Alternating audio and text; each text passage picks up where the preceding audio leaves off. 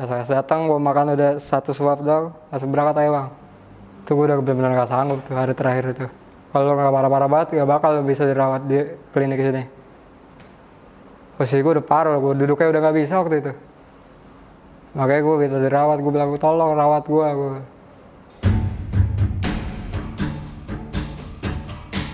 Pasti terus bertambah dan melebihi daripada kapasitasnya. Kita mulai berpikir keras bagaimana caranya ya supaya betul-betul kita bisa memberikan pelayanan kesehatan yang optimal kepada warga binaan. Pengguna narkoba itu nggak layak di penjara. Pengguna ini korban dari perdagangan narkoba itu sendiri.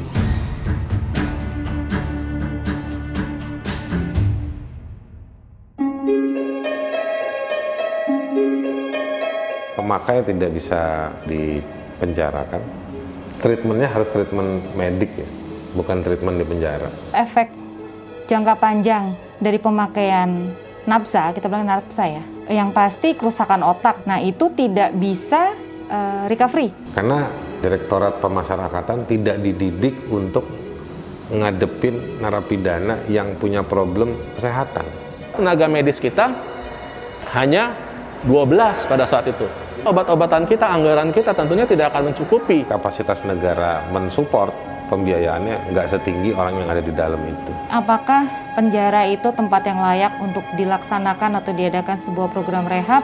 Bisa dibilang bisa dibilang memang tidak layak. Pecandu secara medis, secara terapinya, mereka sebaiknya dikirim ke instansi yang melaksanakan suatu rehabilitasi.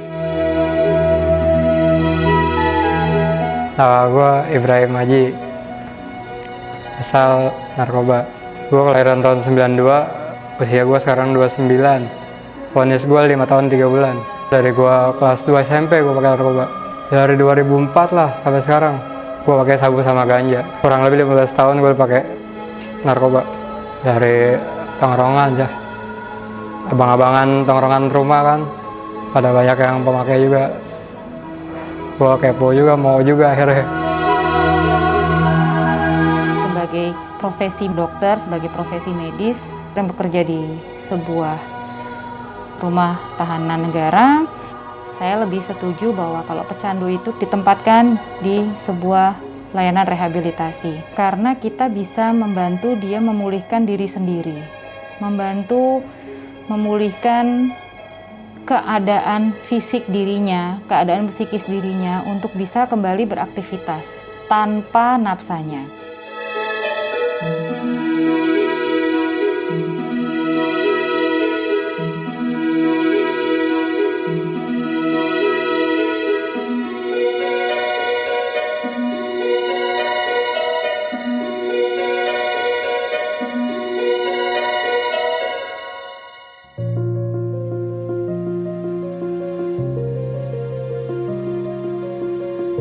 Fakta pada sekarang ini sungguh sangat memprihatinkan karena over capacity di lembaga pemasyarakatan itu didominasi oleh perilaku atau terpidana narkoba.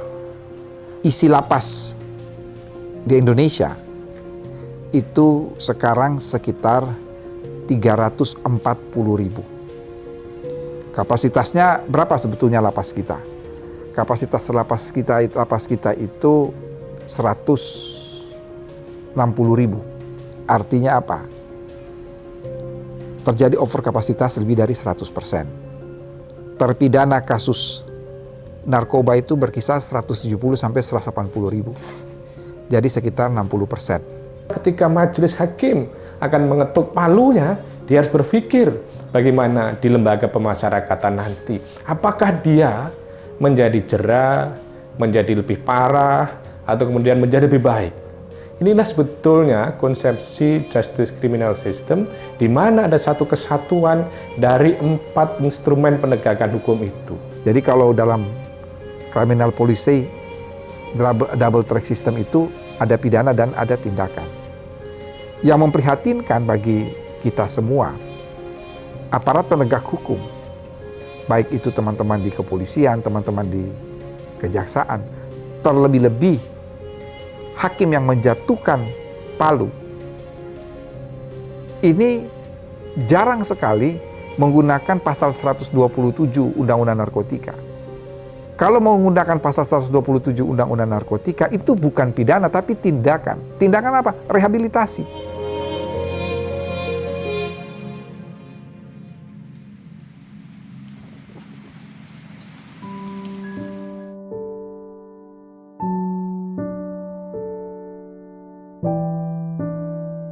Ya dari awal gue sekolah emang udah di SMK, SMIP. Dari situ gue lanjut kerja ke beberapa restoran. Yang gue bingungnya di beberapa restoran itu banyak pecandunya juga. Yang bikin gue gak bisa lepas sampai gue ketangkap sekarang nih. Kehidupannya waktu gue jadi koki lah di beberapa restoran. Gue merasa senang kehidupan gue setiap hari. Dan itu tetap gue pakai narkoba. Biasa-biasa aja, gak ada yang merubah sifat gue di luar tuh. Nah di dalam ini berubah sifat gue.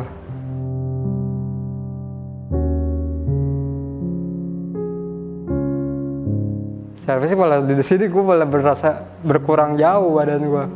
Di luar berat badan gue 120 kilo, di sini gue sempat hampir 30 kilo dan hampir sempat mau mampus gue di sini. Ada withdrawal syndrome. Withdrawal syndrome itu adalah gejala putus obat. Nah, gejala putus obat di sini yang mungkin bisa mengakibatkan suges yang tidak dipenuhi atau sakau yang tidak teratasi. Makanya jadinya ke fisik, yang habis jadi ke badan.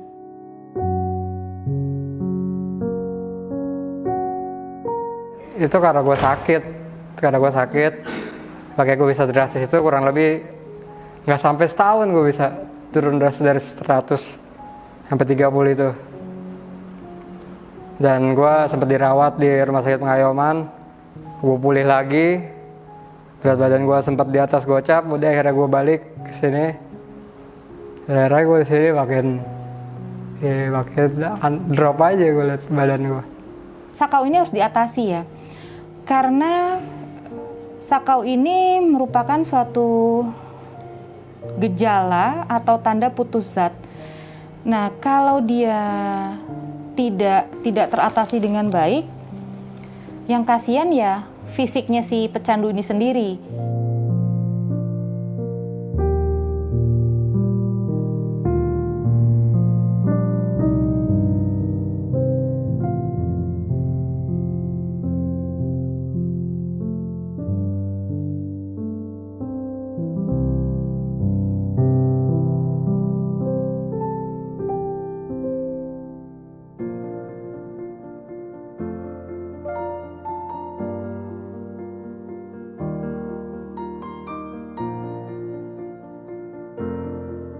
Gak bisa gue jauh dari keluarga gue. Soalnya apalagi kalau komunikasi gue udah mulai susah juga, keluarga kadang gak diangkat, kadang di situ gue kepikiran juga apa udah pada bete apa gimana sama gue. Udah gue udah gak pakai. Kalau makin kadang emosi gue lebih ini menggebu-gebu pas gue nggak pakai.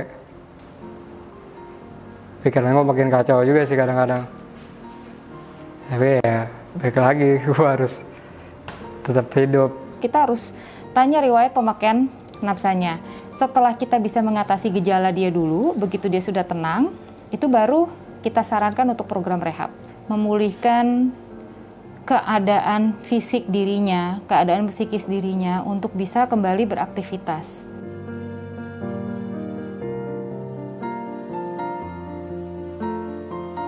Posisi gue udah kayak tuyul, pakai pampers, pakai kursi roda. Keluarga gue pun juga ketemu gue gak boleh tatapan langsung, harus ada jarak. Susah sama hancur di situ. Tapi pas gue sembuh, ya udah bisa besukan, bisa ketemu lagi. Waktu di rumah sakit, gue pun juga bisa semangat lagi ngeliat keluarga gue. Pengaruh penting itu.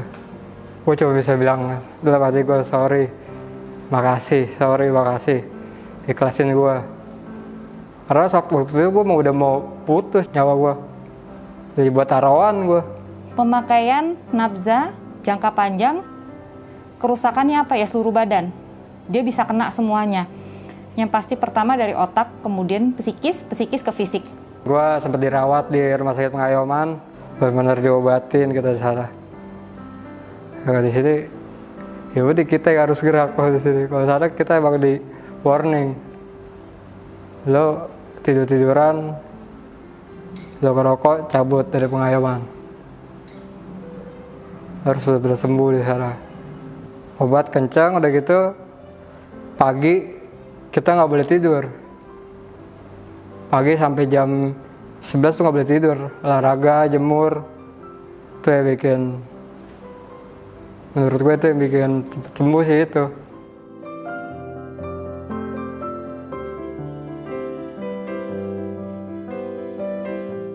Hukum di Indonesia itu belum bersinergi kalau saya bilang.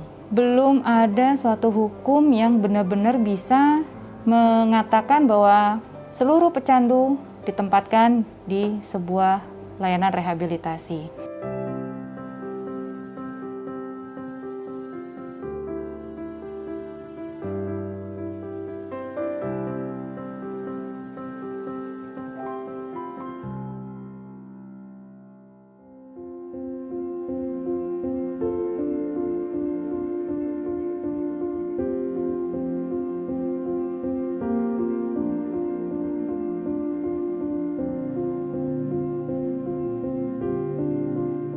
Lumayan lama sih, ada kurang lebih 3 minggu lah.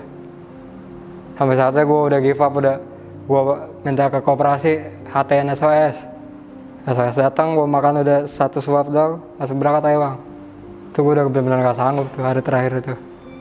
Sampai gue minta dirawat pun juga, awalnya sulit juga buat dirawat. Karena harus benar-benar udah parah lah, lo harus dirawat. Kalau nggak parah-parah banget, gak bakal lo bisa dirawat di klinik sini. Posisi gue udah parah, gue duduknya udah gak bisa waktu itu. Makanya gue bisa dirawat, gue bilang tolong rawat gue. Dokter penjara istilahnya itu, kita nggak cuma dokter, pasien, belakangnya ada kasus. Melakukan rujukan ke rumah sakit rujukan itu, negosiasinya yang itu sih, yang agak mirisnya ya, karena jatuhnya kayak pembedaan, padahal memang namanya status hukum ya.